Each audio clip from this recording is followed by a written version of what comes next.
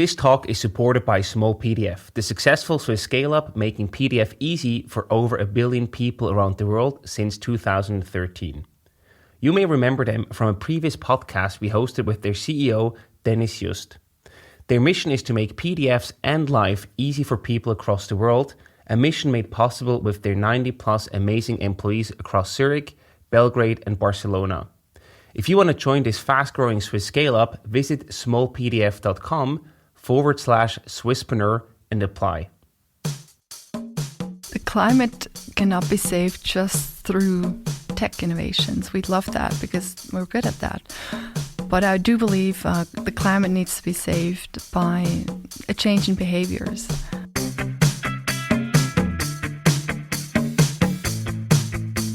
Welcome to the Swisspreneur Show, a podcast about startup stories and learnings from experienced entrepreneurs. Here's your host, Sylvan.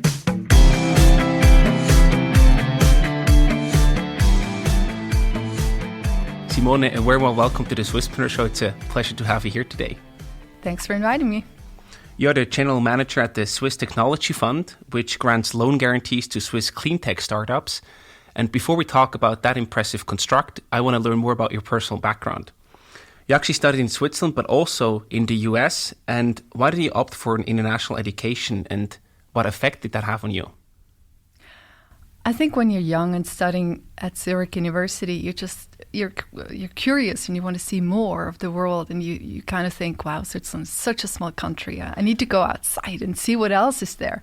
So I was kind of naive, and I just tried to apply to various universities. So I got into Harvard, and I got into this exchange program at IU, Indiana University.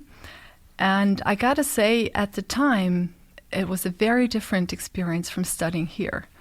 Because in Zurich, it was still very much paper-based, and everyone was sitting there with their books open and their pencils. And in the US, it was everyone with their laptops, especially in the MBA program I attended. Everything was online, and we were using Lotus Notes, and everything was PowerPoint and Excel. And so I think I would say I definitely started my Excel career in the US, because that was just what you had to use, and especially for business. I thought it was invaluable. It was really kind of important at the time. And the other study I did in Boston was very different, because I tried to broaden my horizon a little bit, and I did more political science and economic history classes, and I thought that was super interesting, also from more of an American point of view, which is obviously different. Absolutely. And then still you decided to come back to Switzerland. Was it never an option for you to then stay in the US with that, study background that you had? I don't think I ever considered. Yeah. I think I'm a home girl. I love living here. I think it's fantastic. And I have my family here, and I have friends from the age of 6 years still, and I enjoy being around them. So it never really was an option. Fair point. So then you came back, and your Excel skills that you learned were certainly helpful, because you then actually worked as a CFO until 2009. And then you started working for Emerald Technology Ventures. So that's quite a step to take, from the CFO role into the venture world. What led you to that step, and also gave you sort of the thing to really take the leap and say, hey, now I'll really dive into the venture world? For me, it wasn't such a big change, because I had always been a finance person. Yeah. So I studied financial markets. I was always dealing with small companies, family-led companies, also at Helping, where I was a consultant.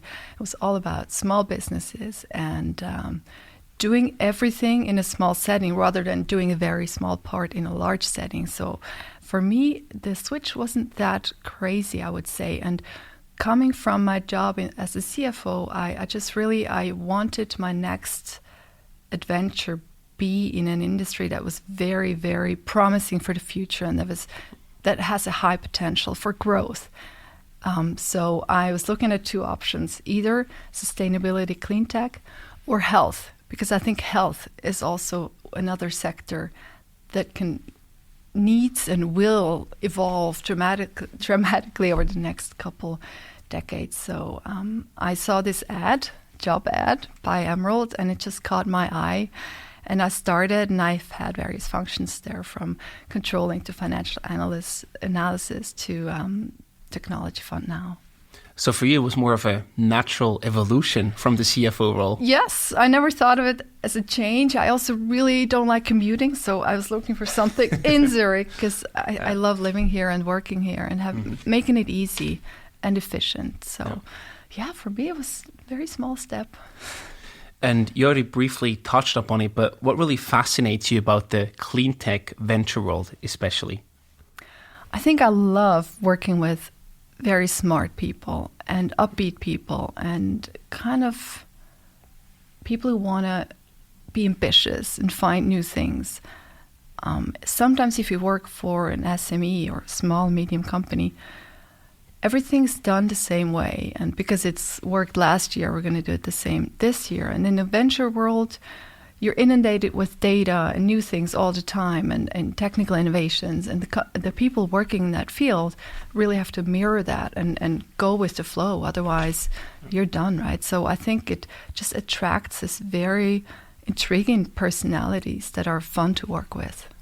And, you know, this think big, being ambitious, this also sounds a bit like the American mindset. So maybe still some effects of your studies there? Oh, definitely. Yeah, definitely. I remember my professor, who also happened to be a 3-star general, just jumping on the tables and screaming. And it wasn't anything of that boring kind. Oh, let's do a little case study here. But it was very much, let's go for it. And now you bring that mindset to the Swiss venture world. And in 2014, there was the Swiss Technology Fund that was actually being created.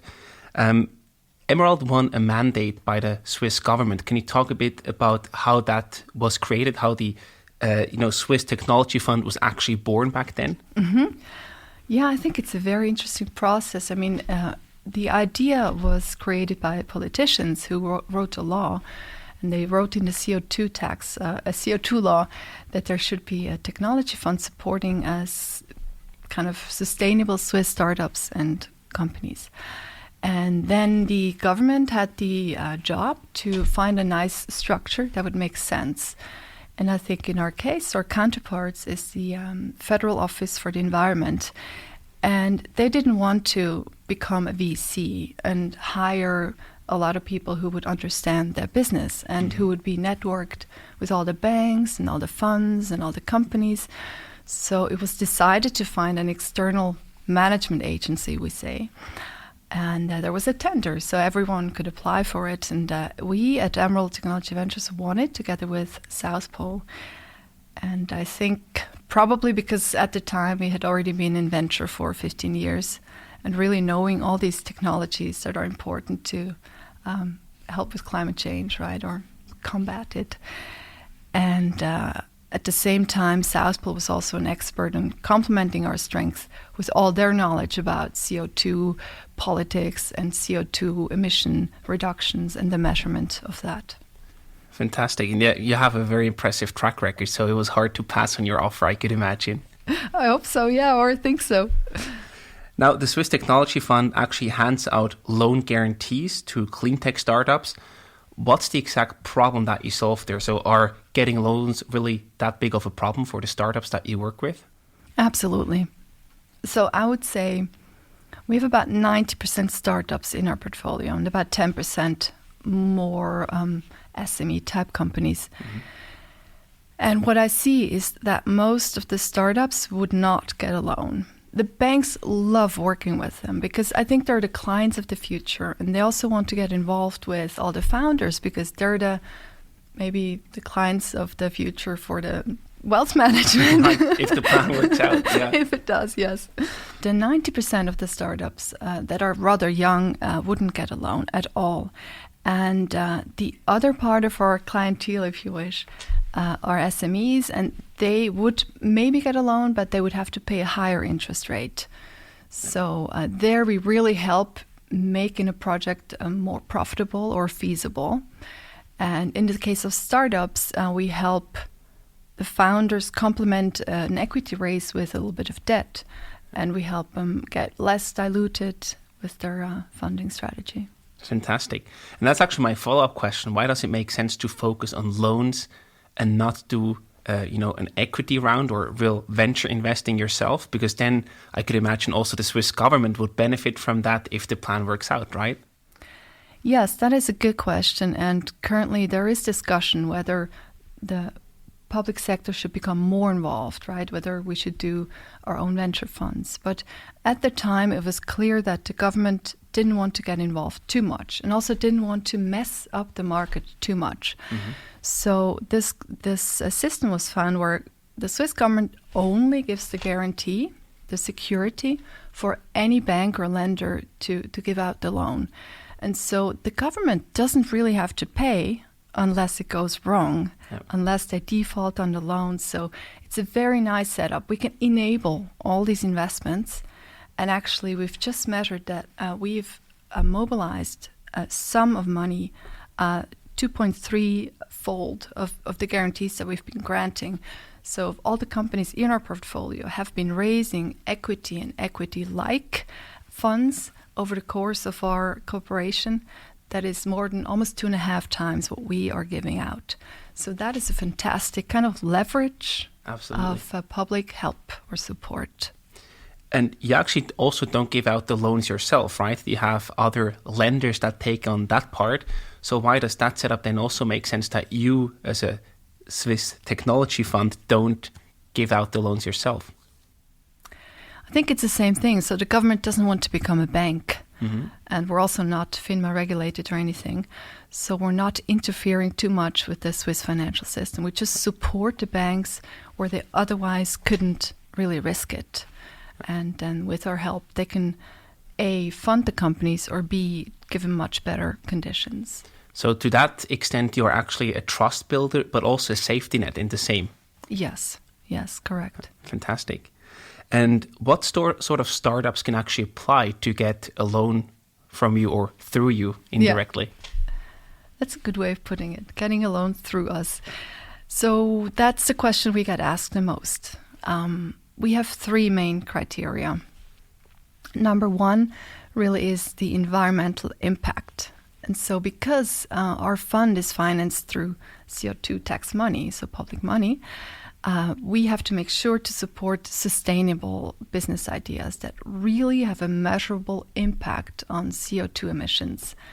It can also be through resource saving or using less fresh water or any other resource, metal or whatever, wood.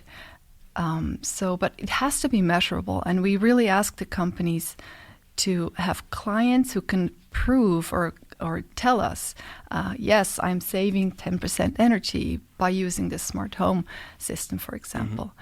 So we're a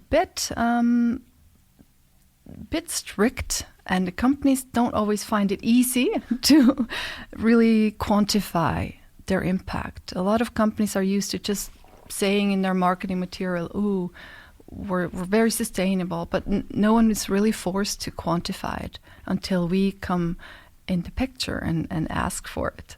Yeah. But then it also helps them. So sometimes the companies will say, hey, thank you for being so persistent. And now we know how many thousands of tons we're saving, and we can actually use it in marketing as well. So it's a bit two-sided.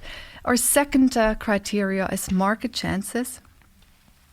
And there it's super important that the companies are serving a market that is big enough, that is growing ideally, so that we see this kind of path to profitability. We know that they can find their niche or their spot. Mm-hmm. And it's also very important that they're not super, super early, but we want to see the initial 100,000 francs in revenue, commercial revenue, with real clients, paying clients.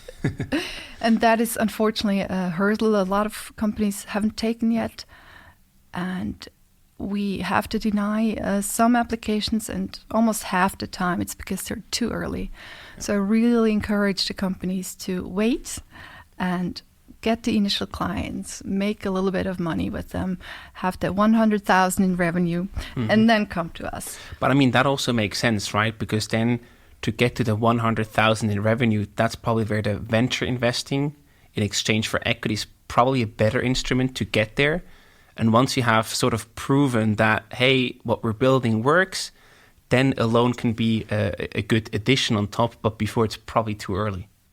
Absolutely. I think most venture debt funds actually would wait a bit longer than we are waiting. Yeah. We are clearly a support system. Mm-hmm. And most venture debt funds, there aren't that many, but would probably want companies to be closer to break even than we do. And I know as for a fact the banks would definitely wait for the companies to be break even. They will not touch a company beforehand usually.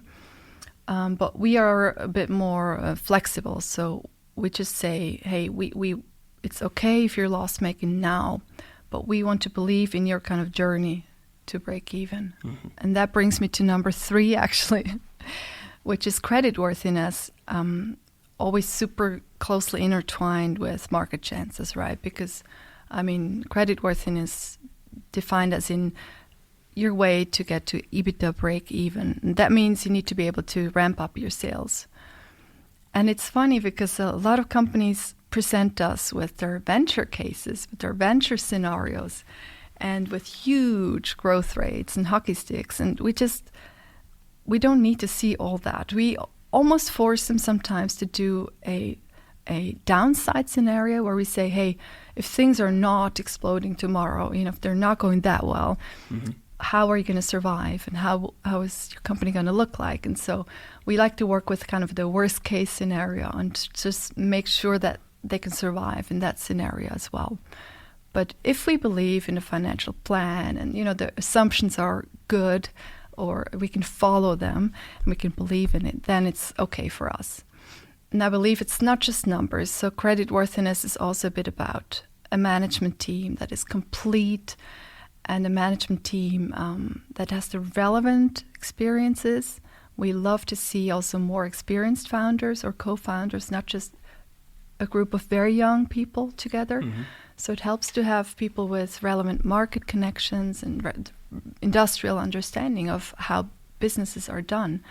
Because a lot of companies address large companies, so a lot of it is B2B, and it's very difficult as a young person to understand the world of B2B sales and B2B logic, I think. And also, I think about transparency. So for me, creditworthiness really means I can trust these people, that what they are saying comes from the heart and it's true, and I'm not being tricked. So very, very important that they're transparent and open and honest with us. Mm-hmm. So it's much more than just the numbers that you look at. Yes, I would say that, yeah. And now, once they then get accepted in the process, I think there are also some costs associated with the whole process and the loan for the startup. Can you elaborate a bit more about the cost structure there? Yes, I think there's the obvious cost. So they have to pay an annual fee for the tech fund guarantee of 0.9% of the guarantee. And then they pay for the loan. They pay a normal interest rate of usually, between 1 or 2%, which is quite cheap if you look at venture. You always say that equity is much more expensive than debt, and if you can get debt, you should get it. But I think there's also another factor of cost, which is time and work. So we do require a little bit of reporting, actual quarterly reporting and annual reporting, very similar to a bank. But I think some banks would only ask for annual reporting. Mm-hmm. But I think with young companies, it's key that you can follow them and the good and the bad, the ups and the downs. And we are kind of responsible towards our sponsor, which is the Federal Office for the Environment, to know what's going on. So if they call me and say, Simone, how is it going? And I have to say, I don't know. That would not be so good. So right. We have a risk management, and that is largely based on very good quarterly reporting. And thank you for all the reportings for those of you who are listening in. Fantastic. Now, okay, that makes sense that you also have the costs there, which are quite standard but very attractive from a startup perspective. I mean, you probably never find these terms anywhere else. What's a bit astonishing here for me is that you have zero upside as a fund, right? As a Swiss technology fund. So we already heard about your mission. So it's much more beyond just, making money. So it makes sense that you have zero upside. But you also have a certain default rate that you need to achieve, that you need to hit. This was mind-blowing when you told that to me in the prep call. Can you tell us a bit more about that? Because every other investor would probably say, you're nuts. Who would go for a minimum default rate? Yes, it's really too funny. I think banks will always work with a 0%. Of course, yeah. Good target default rate. But, if you look at venture, the picture is a bit different because every venture investor knows that he or she will not get a 0% default rate. In fact, you even talk about an 80% default rate and you make your money, your return on the other 20%, hopefully. So we're not that far off. We're in between a bank and a VC investor. And it's not that someone's going to imprison me if we don't hit the 20 to 30% default rate. Or Luckily. at least I don't hope so. I think it's just, it's an accepted range of default. And politically, if we do get to 20 or 30% default, so no one can really, hold us accountable or say that we did a bad job. They can hold us accountable, but no one can say this was a bad job. Mm-hmm. In fact, the opposite would be kind of the case. So if we only support mature, successful, the best of the best startups, and we would come out with this default rate of 5% or 6% as we have now, politicians could come back to us and say, hey, the idea was actually that you support startups who need you, not just the high flyers who would live without you. So I think it would be good to hit the 20 or 30%, but I would be happy not to go way beyond that because I think the higher the default rate, the more discussions and the more criticism you could possibly attract. But at the same time, that's quite a balance to strike for, right? Because you want to minimize the risk to a certain degree, but also you are incentivized to go and have a bit higher risk, but it could also be too much. So that's quite a tough balance to get right. Yes, and also remember that our average duration is 7.5 years. Yeah, right. You will only find out later. It's a long time. Exactly. Yeah. I think also for startups who are 1 or 2 years old, they don't really know how the world's going to look, how their markets or clients are going to look, and how they're going to look, and what the product's going to look like, or especially the softwares. They change, and they have to change on a quarterly basis, and they have to release new features and all that. So it's very, very difficult to know exactly what's going to happen in 7.5 years. I think what we can do, we've been in operation for 7 years now, and we have a default rate of around 6% now, and a success rate of successful exits where our money was not used and paid back the loan. So that's also about 7 or 8%. And so we can steer it a little bit. If we already had 30% losses today, maybe I should think, hey, our team should be a little more cautious. Mm-hmm. Maybe let's err on the, more conservative side for the next 2 or 3 years. So we can steer it over the long term. But you're right, it's not an easy triage. I can imagine. But to manage that triage, you have an application process in place. So can you walk us through that process, how it looks like from a startup, but also a Swiss technology fund perspective? Yes. So also here, I think we're between a bank and a VC investor. So on the VC side, I've been part of due diligence processes that go way beyond 1 year, where you really turn every page. And I hear from the banks that the process is rather shorter. So they, maybe you use a couple of days' work to analyze a case.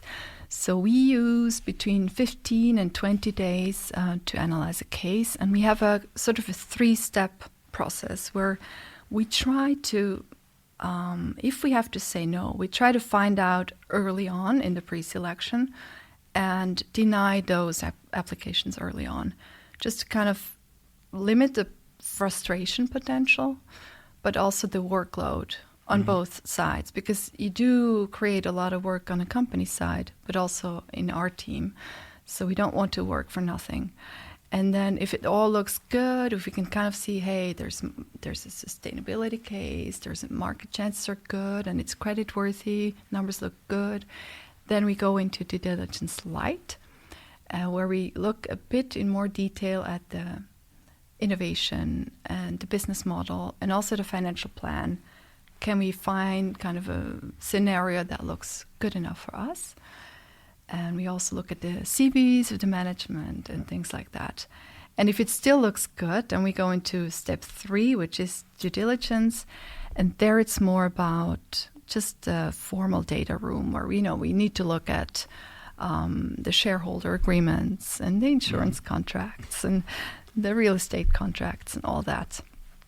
And then if we're still positive, we write an application, and it's a bit shorter than in ventures. So it's around 20-page application to our committee, where we talk about all the 3 criteria and whether we think they fulfill them, and kind of what the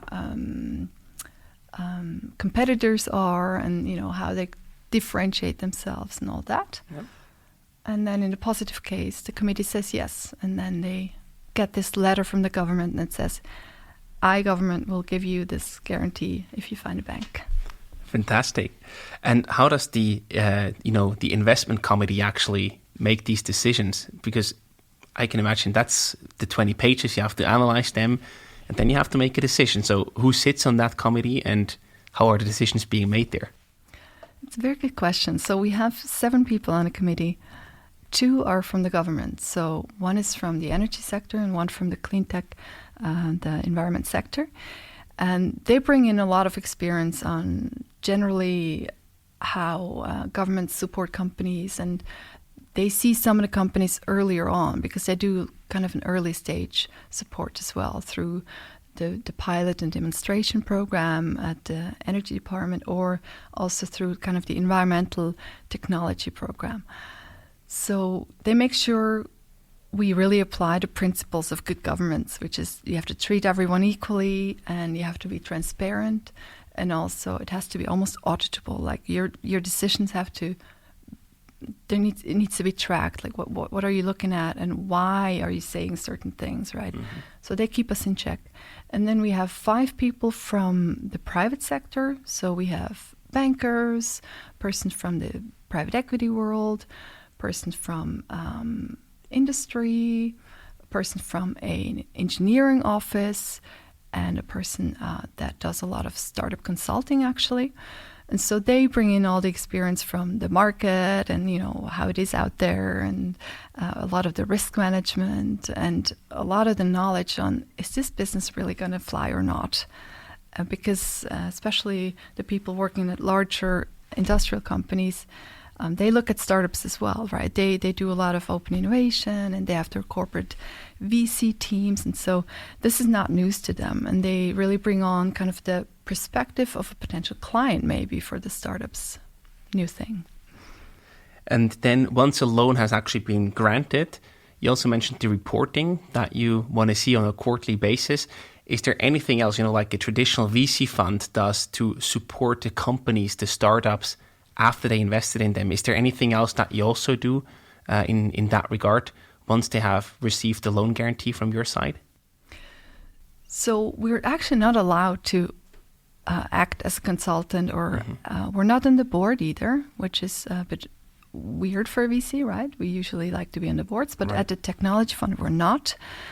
And we're not to influence the management too much, and we're not to crowd out private consultants.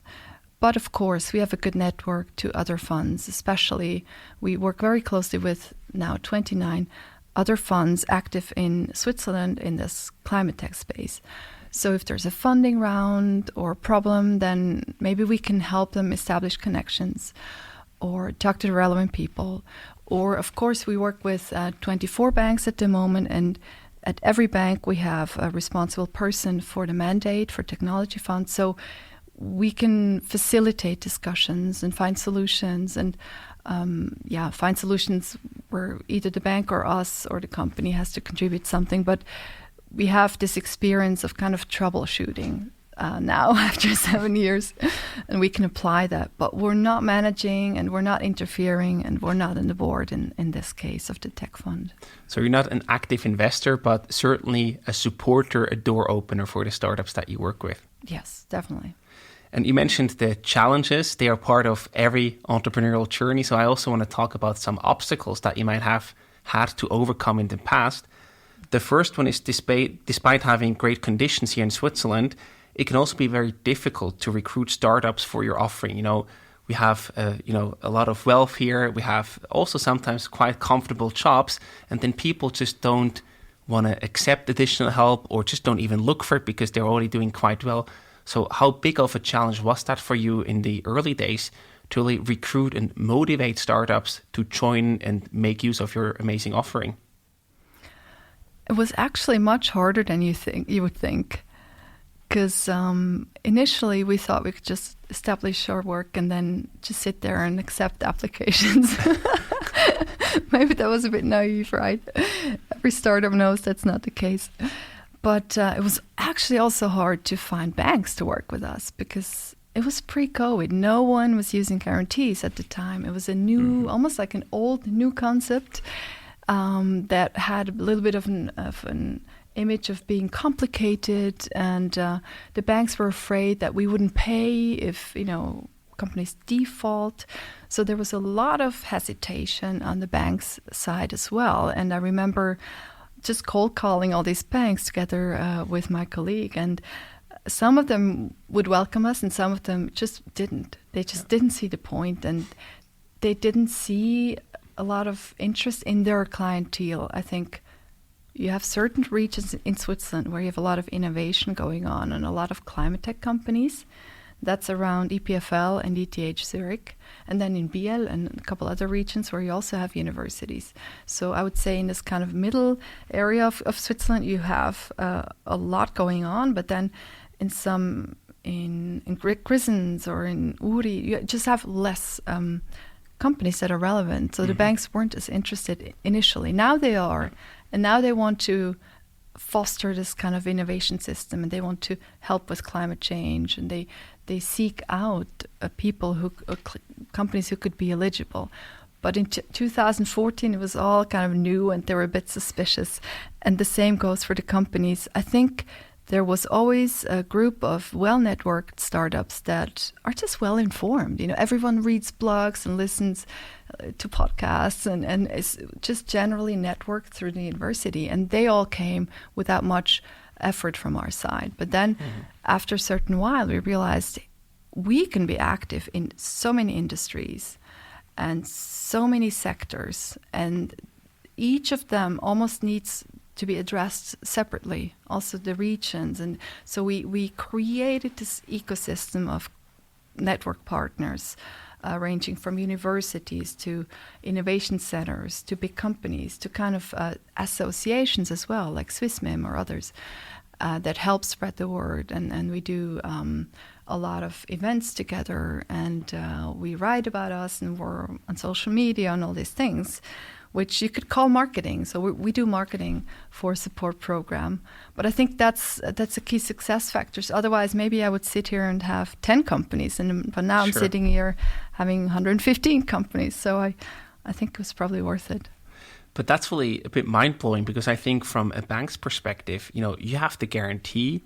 They have to save income through the interest rate. That's like a no-brainer. That's like free money for them without any risk. And also for the startups, usually you think, whenever we talk about investors or raising funds, there's so much interest that really companies are really interested in learning or even getting access to those funds. So to me, that's really a bit mind-blowing that there was not more demand. But you still have to inform everyone and explain the concept, right? I mean, the guarantee, you have to remember a lot of the founders are not really financial people. So what is a guarantee? What is a loan? You first have to learn all that. And the SMEs, again, on the other side, they're just trying to self-finance everything and not get involved with any banks. Because I think there's this general fear in the market in SMEs that, you need to stay independent at all costs. And you'd rather grow slowly than having a dependence on a bank, right? So you have to reach everyone, you have to convince them, you have to inform them, and you have to build trust, I think, with everyone involved. And that is just not done overnight. Mm-hmm. And if we look at your portfolio, you're active for both startups and SMEs, but your portfolio is mostly filled with startups. Is that something that you anticipated, that was also a priority for you, or would you like to have it a bit more balanced in the future? I didn't anticipate it. I thought it would be 50-50. Okay. So it was a bit of a surprise. But I did have very early on people telling me that it's going to be hard to reach SMEs and to find SMEs who are interested. So I think about those people quite a bit. I must admit they were right. Yes, but we're trying to make it more balanced. And quite frankly, I mean, the startups in our portfolio are growing. They're getting old with us, right? I mean, they're maturing with us. And so it's quite nice to see how they're moving into the more quiet waters and growing. And I make a little chart every year with sales and EBITDA. And so they're all moving towards, more sales and more positive EBITDA, which is nice to see. I mean, technically, the startups that you work with quite early on, they eventually become SMEs later down the road, yes. right? So ideally, yes. There will be a natural balance in the future, probably. Yes, and we actually also have a bunch of exits that remain in our portfolio. So successful company gets acquired by Japanese measurement company, and the new owner, the Japanese company, is looking at the balance sheet and thinking, oh, wow, this is nice. I have this loan in there and it's not expensive, and we're just going to keep it. That's a great deal. So I love these companies. We have 4 or 5 right now, where the risk for us is dropping dramatically, because I don't think these large conglomerates are going to have trouble repaying, on average, 1.8 million. For them, that's just a rounding error. So it's nice for us because we still have the companies, they're in our portfolio, and they're saving CO2 and working with us on that. But at the same time, the risk has dropped dramatically. That's great. That's a fantastic development. Yeah. At the same point, you also mentioned the default rate of about 6%, if I remember correctly. So what actually happens if a company cannot pay back their loan? So far, it's been mostly through bankruptcy. So then it becomes apparent that a company is illiquid and cannot repay a loan, in which case the bank comes to us and says, hello, tech fund. This company, as you've seen, is in a bankruptcy ruling or in the courts, and so we want our money back. And then the federal government pays back that loan and formally becomes the bank or the new lender to that company, which is bankrupt.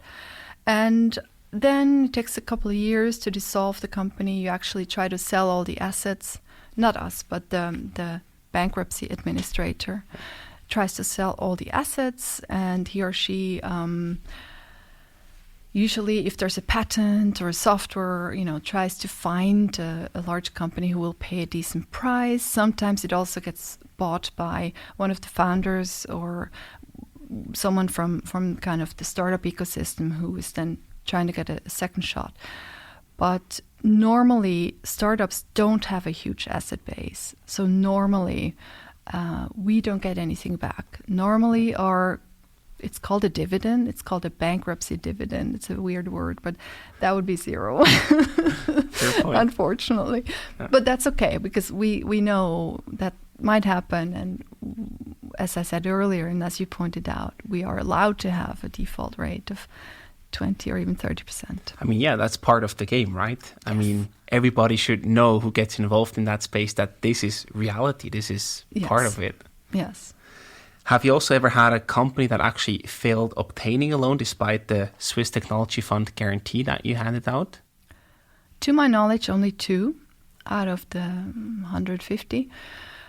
So I think in one case, it was a company trying to establish a presence in Switzerland. They were, I believe, a Canadian company, and I assume they just didn't come through and they didn't find the other funds. I mean, we always require kind of a matching portion of 40% other funds. Could be equity or shareholder loans or anything. But if you fail to obtain that, then the whole thing falls through. And the other case had a letter from the government and didn't get the loan. Hard to say why, but maybe they just didn't find a bank who wanted to work with them despite the security we could offer. Right. There are also additional factors that the banks consider there, of course.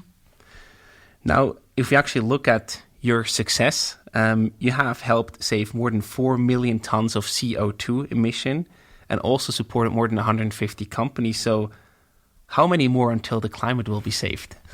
Unfortunately, many more, right? So, I mean, I wish the work was done, but the problem is the climate cannot be saved just through tech innovations. We'd love that because we're good at that. But I do believe the climate needs to be saved by a change in behaviors. And just as 2 examples, I mean, trying to make wise choices when eating, maybe eating less dairy and meat products and things like that, for example, or mobility, trying to commute less with your car. If you commute, maybe not with your car, even if it's Tesla. And maybe try to fly less, or if you need to fly, maybe fly once a year and make it worth it, and don't go to New York to buy unnecessary Christmas presents. Yeah. So I do believe there's this behavioral component that cannot be circumvented. I mean, it's like it's a necessary part. And I also think in Switzerland, for example, a huge part of our emission comes from the building sector. So we need to invest heavily into our infrastructure. And that is very challenging because you have pension funds and you have individuals and you have people who can't even afford, I don't know, they just don't have the money for a new efficient heating system. When their old oil fired one breaks, they just buy the cheapest replacement, and because they don't have the funds, right? Or they don't have the energy to even look into extra loans and stuff. So I think that's a big part, right? I mean, we can do a lot of good with the tech fund and funding innovation and software deals and whatnot, but there's also the people that have to change their behavior, and there are incumbent infrastructures that just need to be updated. And we can't support that right now, maybe in the future. And yet still the technology part that you enable with your mission is an important piece, because then you can actually make the cheapest option available a sustainable one, ideally, right? Mm-hmm. So I certainly do see the connection there, that you can also have a very positive impact on the individual level. Definitely. I mean, we support a lot of companies that are, for example, active in the building sector through more efficient heat pumps and through smart home management systems, through measuring air quality and improving ventilation, or through areas cleantech, like better air filters and things like that. So, yes, we are active in all sectors, but the crisis won't be solved just by providing technologies. I think it takes a lot more. And I think I also like these cases that we see sometimes where companies have an innovative idea how they can help change consumer behavior through sometimes gamification or motivational aspects, which is very neat. Absolutely. And we also wonder what's next for you, Simone, as a next step. What do you want to tackle next? I don't know. As a working parent, I have very little time to strategize, which is probably kind of a problem.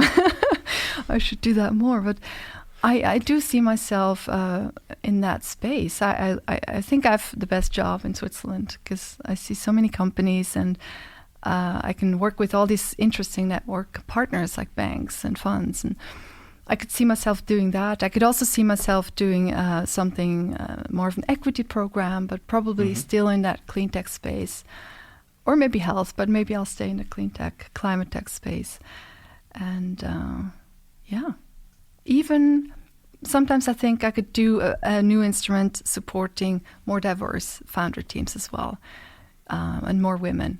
So that would be also fun. And there are some funds out there who do that right now as well, but that couldn't be focused on Switzerland only, because that would be a very small sample, right? I mean, maybe that would be focused on Europe or German-speaking Europe. That would be nice. Certainly many interesting options to choose from. Yes. Absolutely. Yes. So to wrap up today's episode, we would also like to ask you about your personal gadgets and resources recommendations. So any blogs, books, podcasts, or any gadgets that you use yourself that you can recommend to our listeners. Well, with the rise of home office, I love Sign Now, because I have to sign so many things, and it makes it very easy to have that tool to sign things with your colleagues. And I also just discovered Canva, which is a really neat software to just do anything graphical like any graphics, flyers, invitations, posts. So a lot of people don't know Canva, which is surprising. But I can recommend everyone try it out. It's fun. We also heavily use that at Swisspreneur. It's a fantastic tool. It's great, yeah. Now, for the final part, we have some rapid fire questions for you. So I either give you different options to choose from or a short question, and you have to answer in one sentence. Okay. You ready? I hope so. Return or investment or on impact? Definitely impact. That's a clear choice for you, for me. certainly. Regret granting a loan guarantee or regret not granting it? I think the second. I'd rather regret not granting it. How many hours of sleep did you get last night? 7. Nice. That's good despite, having 2 kids at home. What does money mean to you? I think it means to me independence and flexibility and just being able to change my mind and do what I want to do without any constraints. I like that. And the last one for you, when analyzing an applicant, what's the most important factor for you? I think the most important is definitely that they fulfill all our 3 criteria, like I mentioned earlier. So impact, market chances, creditworthiness. But like I also said, I really love people who are candid and honest and transparent. Amazing. Simone, thank you so much for stopping by here. It was a pleasure talking to you and lots of success with whatever you'll be tackling in the future and hopefully many more great investments and loan guarantees. Thank you so much, Silvan.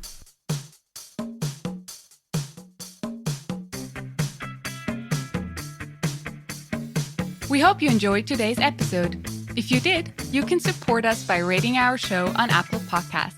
This way, we can reach an ever-growing number of aspiring entrepreneurs.